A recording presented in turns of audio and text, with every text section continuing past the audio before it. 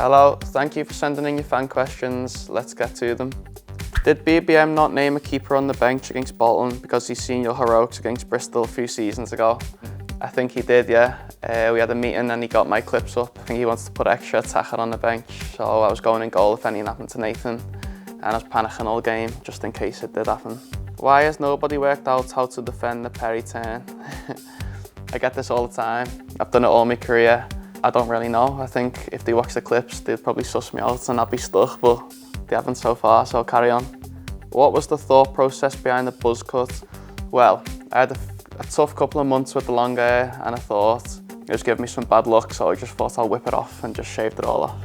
What's your dream five-a-side team of players that you've played with?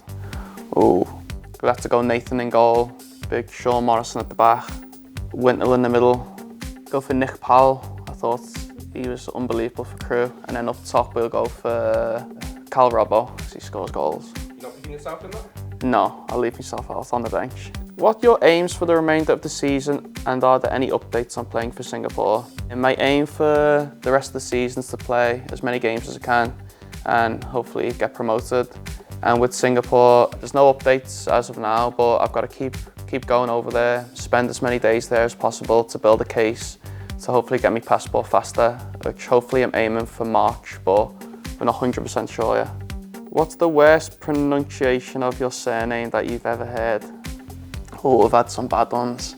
One teacher in school didn't believe me, she thought I was lying.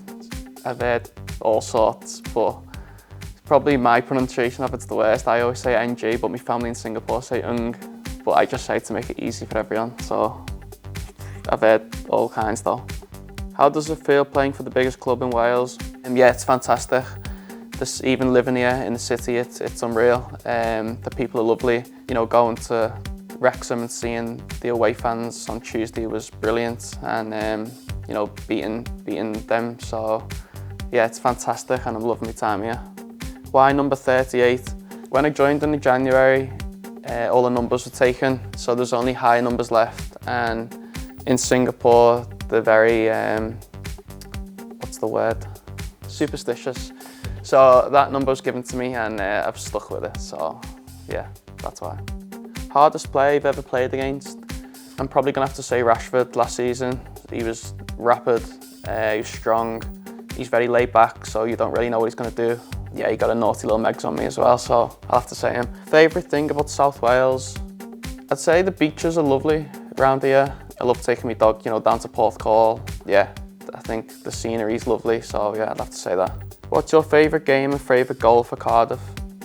My favourite games when we beat Swansea 2-0. Yeah, the place was bouncing. We'd had a tough time against them in the past, so that one was nice. And we had a good party after it. And my favourite goal's got to be probably my free kick at Birmingham away. I think it was the time in the season we were really struggling, and I think that helped us stay up, so yeah, I'll have to say that one. I hadn't taken many free kicks previously, but I always mess around in training and take them, and I think Sabri seen me take one and he said, "You're on them tomorrow," and then luckily it went in. And now Ruben's kicked me off.